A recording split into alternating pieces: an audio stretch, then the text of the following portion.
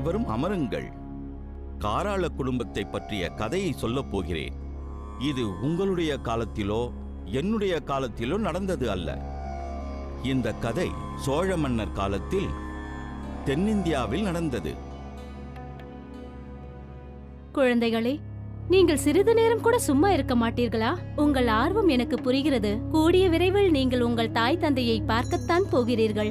உங்கள் குலம் காக்கும் குலதெய்வமாக இருந்து 5 வருடங்களாக உங்கள் எதிரிகளிடமிருந்து உங்களை காத்து வருகிறேன். பொறாமை பிடித்த உங்கள் பங்காளிகளிடம் நீங்கள் கிடைத்திருந்தால் அப்போதே உங்களை அவர்கள் கொன்றிருப்பார்கள். ஏனென்றால் உங்கள் உரிமையுள்ள பொன்னிவளா நாட்டை அவர்கள் அடைய விரும்பினார்கள். உங்கள் அம்மாவின் கருவில் இருந்து நீங்கள் வெளியே வந்த அடுத்த நொடியில் உங்களை தூக்கி வந்து மறைத்து விட்டேன். இப்பொழுது நீங்கள் வளர்ந்து விட்டீர்கள். உங்கள் பெற்றோரை பார்க்கும் நேரம் வந்துவிட்டது. நீங்கள் இருப்பதே அவர்களுக்கு தெரியாது.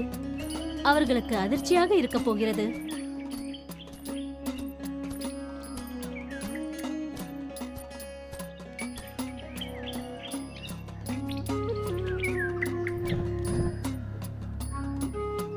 நான் சென்று உங்கள் தாய் தந்தையை தேடி பார்க்கிறேன். விரைவில் வந்து விடுவேன்.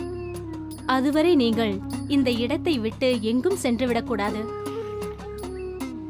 நான் கிழித்த இந்த கோடுகளை தாண்டக்கூடாது. என் பின்னாலும் நீங்கள் வரக்கூடாது.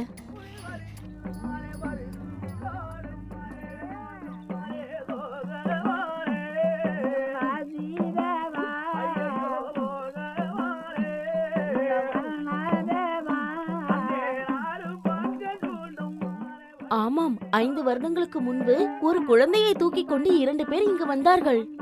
அவர்கள் இருவரும் வயதானவர்கள். அப்படியானால் அது அவர்களாகத்தான் இருக்க வேண்டும். அவர்கள் எங்கே இருக்கிறார்கள் என்று சொல்ல முடியுமா? எங்களோட வாருங்கள், நாங்கள் அழைத்து செல்கிறோம்.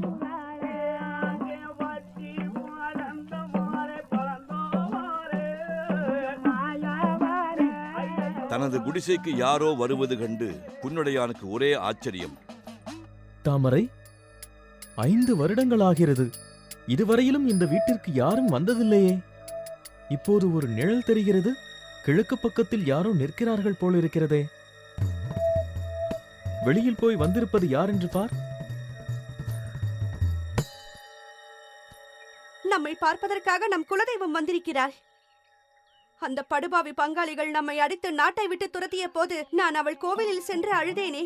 அந்த நேரத்தில் தன் கண்களை மூடிக்கொண்டவள் இப்போது நம்மை காண வந்திருக்கிறாள்.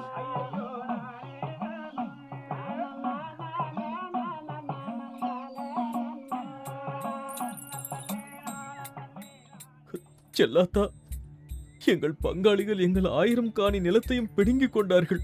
எங்கள் சொத்தை எடுத்துக்கொண்டு எங்களையும் அடித்து நாட்டை விட்டு துரத்தி விட்டார்கள். எங்கள் வேதனையை நீயே பார், நீயே பார். குன்னுடையானே, வருத்தப்படாதே. உன் விதியை நீ அனுபவித்துத்தான் தீர வேண்டும்.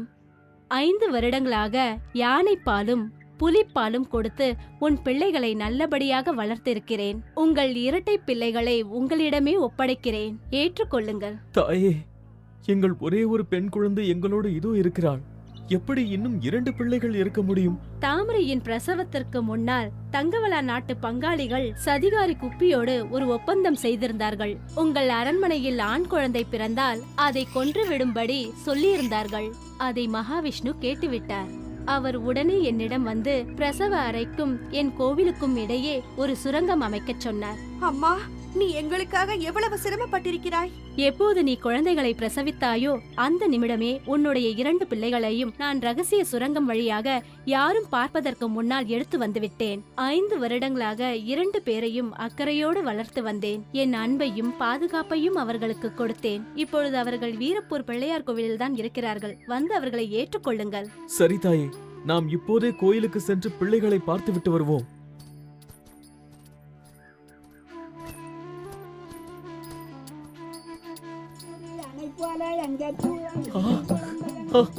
என் அருமை குழந்தைகளே, என்னிடம் வாருங்கள். அழகான பொன்னிவளா நாட்டின் எதிர்கால அரசர்கள் நீங்கள் இருவரும் தான். நாதா, எனக்கு ஒரு சந்தேகம். இந்த 2 ஆண் குழந்தைகளும் உண்மையில் நம் பிள்ளைகள் தானா? நான் இப்பொழுதே அந்த மாயவரை கூப்பிட்டு கேட்கிறேன். ஓ விஷ்ணு, அகிலாண்ட கோடி பிரம்மாண்ட நாயகா, காஞ்சிபுரத்து பெருமானே,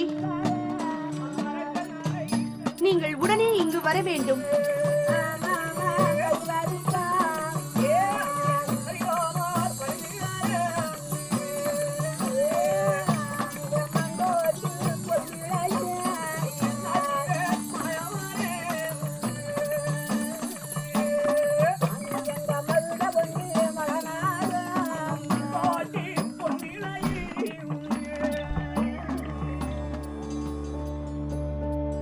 மாயவா, இந்த 2 குழந்தைகளும் எங்களுடைய குழந்தைகள்தான் என்று செல்லாத்தா கூறுவது உண்மைதானா?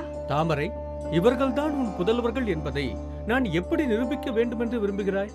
இறைவா, இவர்கள் என்னுடைய பிள்ளைகள்தான் என்பது உண்மையானால் என் மார்பில் இருந்து பால் சுரந்து இவர்கள் வாயில் விழட்டும். அதை எல்லாரும் பார்க்கட்டும். அப்படியே ஆகட்டும். நீ சென்று நீராடிவிட்டு வா.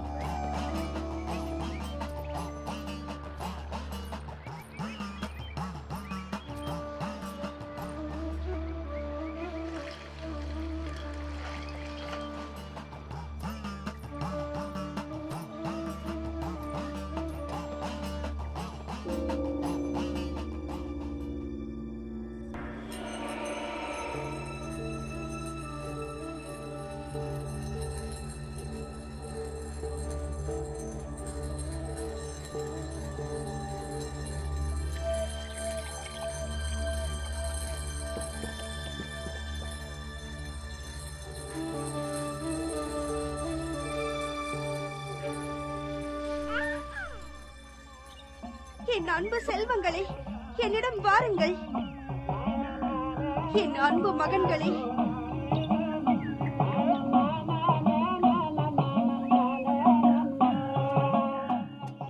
தாமரை, உன்னிரு மைந்தர்களோடு நீ பொன்னிவள நாட்டிற்கு திரும்பிச் செல். உங்கள் வளமான நாட்டை ஆள்வதற்கு வாரிசுகளை நீங்கள் அடைந்து விட்டீர்கள். பொன்னிவள நாட்டிற்கு திரும்பிச் சென்று உங்கள் உரிமைகளை நீங்கள் நிலைநாட்டுங்கள். 3 மாதங்களுக்கு பிறகு நான் அங்கு வந்து இவர்களுக்கு பெயர் சூட்டுகின்றேன். மாயவா, தங்கள் விருப்பப்படியே ஆகட்டும்.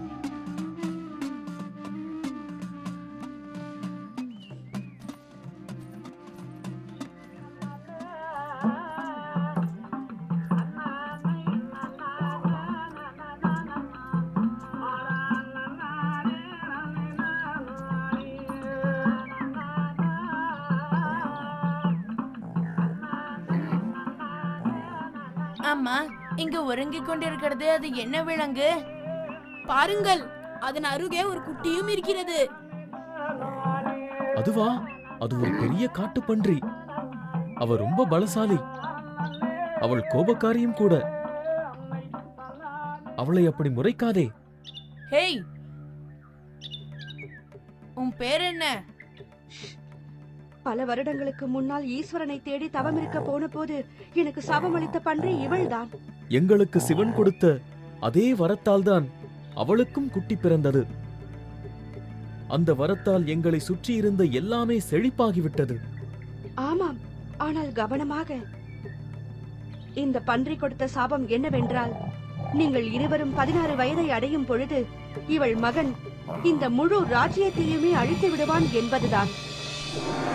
அம்மா, இந்த குட்டியை இப்பவே கொன்று விடுவோம். நம்மள கண்டது பயப்படவே மாட்டேங்கிறது. வாயை மூடு. பிள்ளைகளா, இதையெல்லாம் காதில் வாங்கிக் கொள்ளாதீர்கள். அமைதியாக இருங்கள். நாம் வேகமாக நம் நாட்டிற்கு செல்வோம். நம் பழைய அரண்மனையை பார்க்க எனக்கு ஆவலாக இருக்கிறது.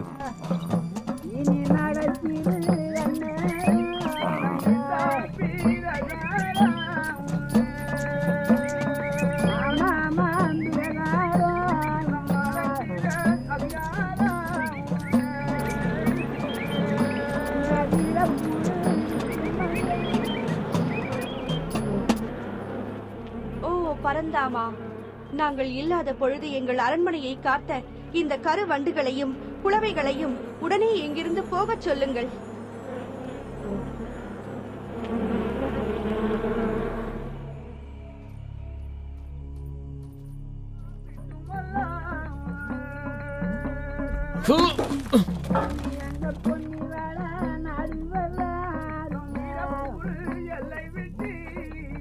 அப்பாடா, இப்பொழுதுதான் எனக்கு நிம்மதியாக இருக்கிறது. அங்கே பாருங்கள், நம் அரண்மனை நாய்கள் இன்னும் அங்கே இருக்கிறது. அடடே, ஈஸ்வரனார் கிருபை இங்கேயும் வேலை செய்திருக்கிறதே. தெய்வ சபைக்கு முன்பாக உங்கள் அம்மா தவம் செய்ததற்கு நாம் நிச்சயம் நன்றி சொல்லியாக வேண்டும். அதனால்தான் நீ பிறந்திருக்கிறாய். அம்மா, அழகான குட்டி. இதற்கு என்ன பெயர் சூட்டலாம்? இந்த காதில்லா பெண்ணாயை நாம் பொன்னாச்சி என்று அழைக்கலாம்.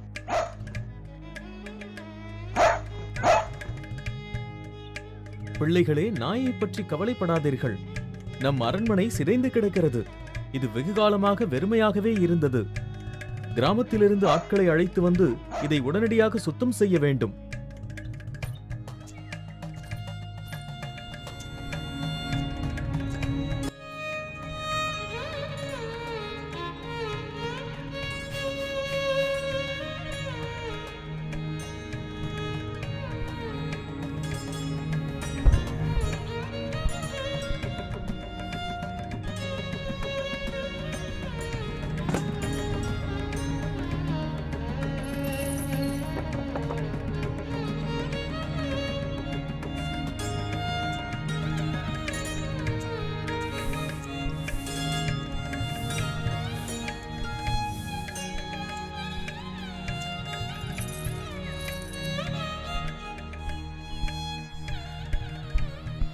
அம்மா, நமது அரண்மனையில் ஏதாவது மிருகங்கள் இருக்கிறதா? ஏதாவது குதிரையில் செல்ல முடியுமாமா? செல்வங்களே, என் அருமை கண்மணிகளே, நம் பண்ணைக்கு சென்று குதிரை குட்டிகள் இருக்கிறதா என்று பாருங்கள். அங்கே போய் பார்த்தால் நீலவேணி குதிரைக்கு பிறந்த 2 குதிரை குட்டிகள் அங்கே இருக்கும். அந்த வண்டுரான் பண்ணை குட்டைக்கு அருகில் அவை ஆட்டம் போட்டுக் கொண்டிருக்கும். நாங்கள் அங்கே சென்று அவைகளை பார்க்க முடியுமா? அம்மா, எங்கள் இருவருக்கும் துணையாக யாராவது எங்களோடு வருவார்களா? என் அன்பு செல்வங்களே, உங்களை கவனித்துக் கொள்வதற்காகவே ஒரு வேலையாள் இருக்கிறான். அவன் பெயர் சம்புகன். நமது பொன்னிவள நாட்டை சேர்ந்த பணிப்பெண்ணின் மகன் அவன்.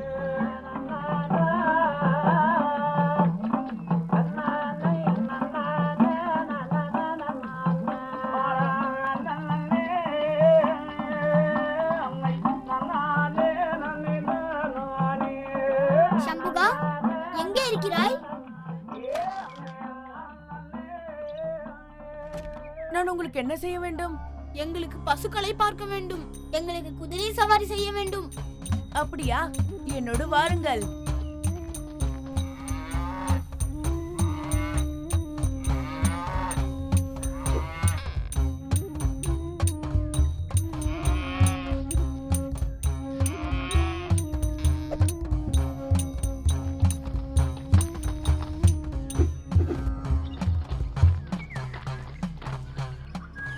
ஹேய் சம்புகா, போய் அந்த குதிரைகளை பிடித்து வா.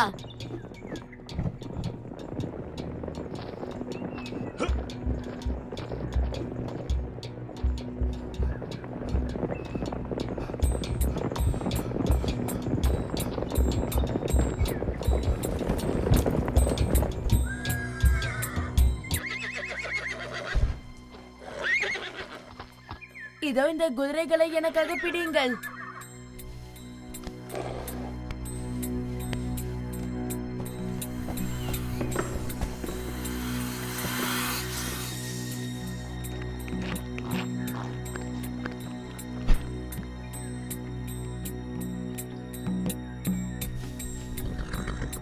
பிரபு, இந்த குதிரைகள் மேலே ஏறி அரண்மனைக்கு செல்லுங்கள். உங்களை பின்தொடர்ந்து வருகிறேன்.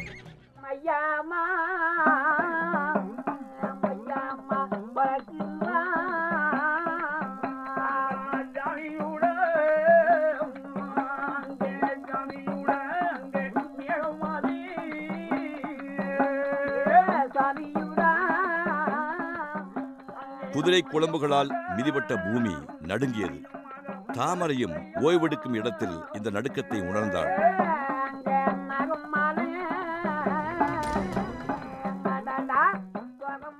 முழு வேகத்தில் குதிரைகள் பாய்ந்து வருகின்றன.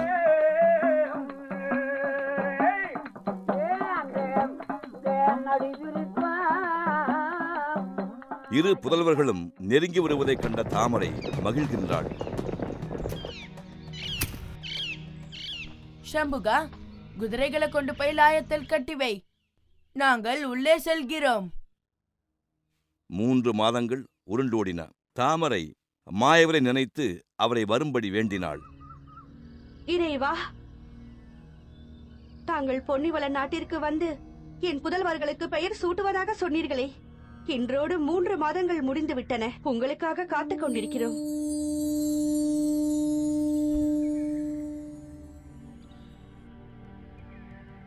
பெண்ணே தாமரை, உங்கள் இருவருக்கும் மங்களம் உண்டாகட்டும்.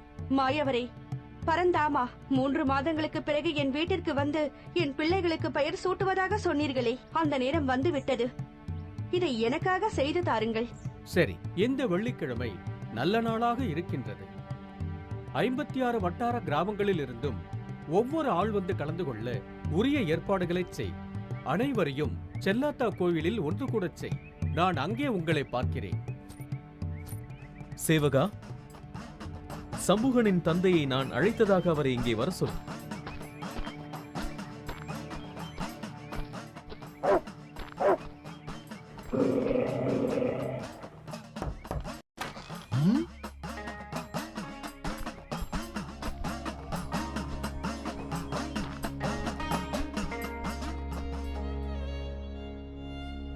அரசே, நான் என்ன செய்ய வேண்டும்? உடனே நீ 56 வட்டார கிராமங்களுக்கும் சென்று வருகின்ற வெள்ளிக்கிழமை செல்லாத்தா கோயிலுக்கு வீட்டிற்கு ஒரு ஆள் வரவேண்டும் என்று நான் அழைத்ததாக சொல்லிவிட்டு வா. அவர்கள் வரும்பொழுது ஆத்தாளுக்கு பாலை காணிக்கையாக கொண்டு வர வேண்டும்.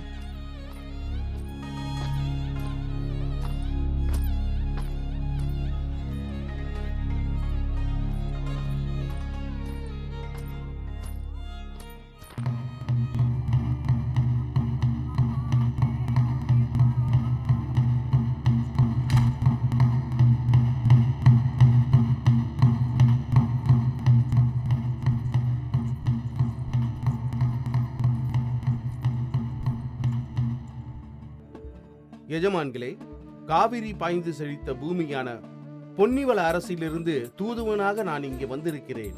என்னை பார்த்து யாரும் பயப்பட வேண்டாம். அட, என்ன தகவல் கொண்டு வந்திருக்கிறாய்? எஜமானர்களே, நாளை வெள்ளிக்கிழமை அரசர் தன் புதல்வர்களுக்கு செல்லாத்தா கோவிலில் பெயர் சூட்ட இருக்கிறார். நீங்கள் எல்லோரும் வர வேண்டும். ஒவ்வொரு வீட்டிலிருந்தும் ஒரு ஆள் அவசியம் வர வேண்டும்.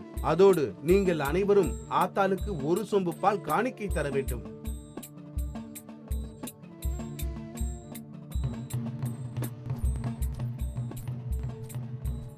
அரசே, நீங்கள் சொன்ன வேலையை முடித்து விட்டேன்.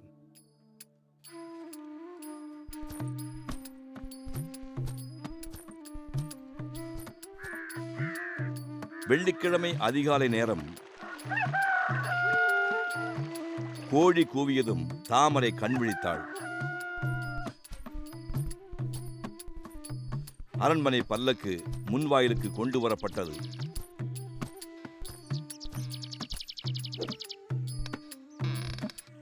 பேர் சூட்டு விழாவிற்கு தயாராக அரச குடும்பம் ஆற்றங்கரைக்கு சென்றது.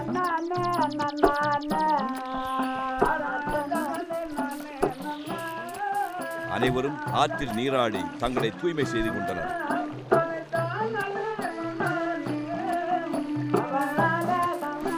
முக்கிய தருணத்திற்காக அனைவரும் காத்திருந்தனர்.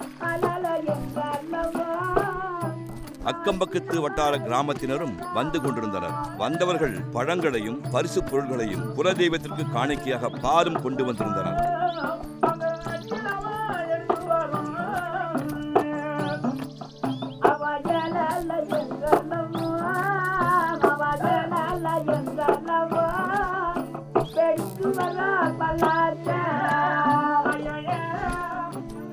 குன்னுடையானும் அவரது குடும்பத்தினரும் தெய்வ சபையிலிருந்து பறந்து வரப்போகும் மகாவிஷ்ணுவிற்காக தயார் ஆனார்கள்.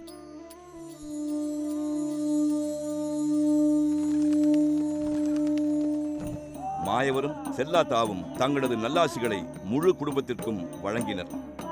பல வகையான சுவையான பழ வகைகளுடன் காணிக்கைகள் நிறைந்திருந்தன.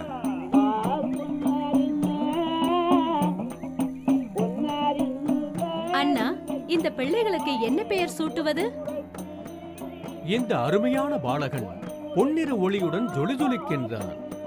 இந்த பாலை அவனுக்கு புகட்டி பொன்னர் பொன்னர் பொன்னர் என்று கூறு. ஆகட்டும் அண்ணா. இந்த 2வது பிள்ளைக்கு என்ன பெயர் சூட்டுவது? இந்த அழகான பாலகன் சங்கின் மேல்புறத்தை போல மின்னுகின்றான். இந்த பாலை இவனுக்கு புகட்டி இவனுக்கு சங்கர் என்று பெயர் சூட்டு. சங்கர், சங்கர், சங்கர், உன் எல்லா குழந்தைகளையும் நீ நன்றாக வளர்ப்பாயம்மா.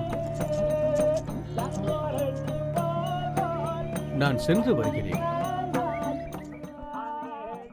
உன் குடும்பத்திற்கு என் நல்லாசிகள்.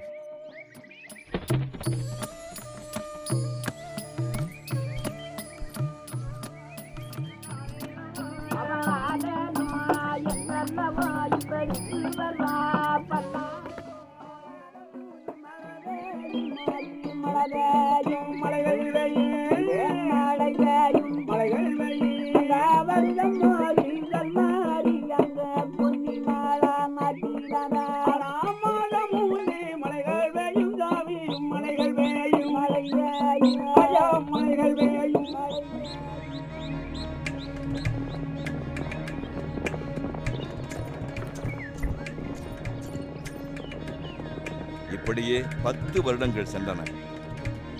பொன்னரும் சங்கரும் அழகான வாலிபர்களாக இளவரசர்களாகிவிட்டனர். சம்புகனும் இப்போது நன்றாக வளர்ந்து அவர்களது வலிமையான பணியாளாக இருக்கின்றான். தங்காள் புத்தி கூர்மையுள்ள இளம் யுவதியாகிவிட்டாள். உள்ளூர் கோவில்கள் இரண்டும் புது பொலிவுடன் இருக்கின்றன. பழைய அரண்மனையும் மிக பிரமாதமாக புதுப்பிக்கப்பட்டு விட்டது. இளவரசர்களும் அவர்களது உண்மை ஊழியன் சம்புகனும் அரண்மனைக்கு திரும்பினர். குதிரை சவாரியை இருவரும் மிகவும் விரும்பினர். சேவகா, எங்கள் வாளையும் வேலையும் அகற்று. இவற்றை அப்பால் கொண்டு வை.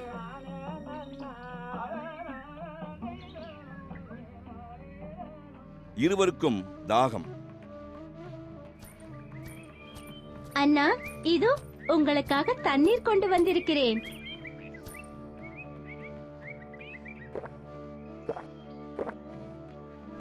மகிழ்ச்சியான தருணங்கள் இவை.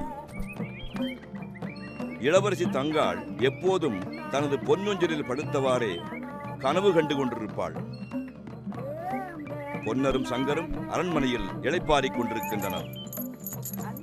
பகடை ஆடுவதில் இருவருக்கும் அலாதி விருப்பம். உணவை உண்டபின் இருவரும் பகடை விளையாட்டை விளையாடி பொழுதை கழித்தனர். அந்த சூழலில் ஒரு நாள் அவர்களுக்கு 15 வயது ஆனதும் அவர்களின் தாய் பிள்ளைகளை அழைத்தாள். செல்வங்களே,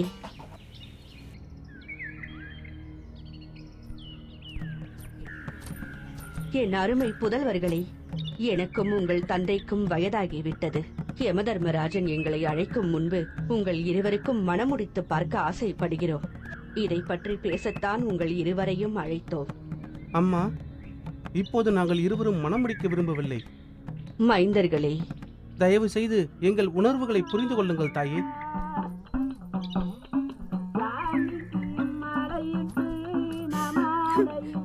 இதை கேட்டு தாமரை மனமுடிந்து போனாள். அவளால் உண்ணவும் முடியவில்லை, உறங்கவும் முடியவில்லை. அவளது ஆழ்ந்த கவலை அவளை விழுங்கத் துவங்கியது. இது கதையின் ஒரு பகுதிதான். ஆனால் இதுவே முடிவல்ல. விரைவிலேயே 2 சகோதரர்களும் தங்களது திருமணம் குடும்பத்தின் எதிர்காலத்துக்கு எவ்வாறு உதவியாக இருக்கும் என்பதை புரிந்து கொண்டனர். அவர்களின் மனமாற்றத்தை கண்டு மகிழ்ந்த தாமரை 2 சகோதரர்களுக்கும் 2 சகோதரிகளை மணப்பெண்களாக தேர்ந்தெடுக்கின்றாள். ஆனால் தாமரை நினைத்தது போல் அன்றி அவளது புதல்வர்களின் எண்ணம் வேறு மாதிரி. வணக்கம்ங்க. காராள வம்சமாக அவதரித்த மாவீரர்கள் பொன்னர் சங்கர், அருக்காணி தங்கும் இவர்கள் வாழ்ந்த வாழ்வியல் இன்று இல்லை. அதாவது நம்ம சுயநலமாக வாழ்கிறோம், பணத்துக்காக வாழ்கிறோம், பேராசையால் வாழ்கிறோம், ஏழை பணக்காரங்கிற வித்தியாசத்தில் வாழ்கிறோம். நாம் எல்லாருமே ஒரே குடியின் கீழ், ஒரே குடியின் ஒரே குடையின் கீழ் வாழும் கொங்கு வில்லாள கவுண்டர்களுங்க. நாம் சிந்தனை செய்ய வேண்டும். ஆட்சியும் அதிகாரமும் இல்லாமல் அனாதையாக அடிமையாகி இன வரலாற்றையும் குடி வரலாற்றையும் பண்பாட்டையும் கலாச்சாரத்தையும் நேர்மையையும் நீதியையும் வீரத்தையும் விட்டு அடிமைத்தனமாக வாழும் ஒரே குடியாக தமிழ் குடியாக வாழும் நாம் சிந்தனை செய்யாமல் இருப்பதால் தான் இன்னைக்கு குலதெய்வ கோவில்கள் 42 குலதெய்வ கோவில்கள் அறநிலைத்துறை கைப்பற்றி கொண்டது. அது மட்டும் இல்லாமல் நம்ம முன்னோர்கள் பெயர்களே அனைத்தையும் நவம்பர் 11க்குள்ள அளிக்க திமுக அரசு அறிக்கை விட்டிருக்காங்க. திமுக அரசு 2026 வீட்டுக்கு அனுப்பி வைப்போம். நன்றி.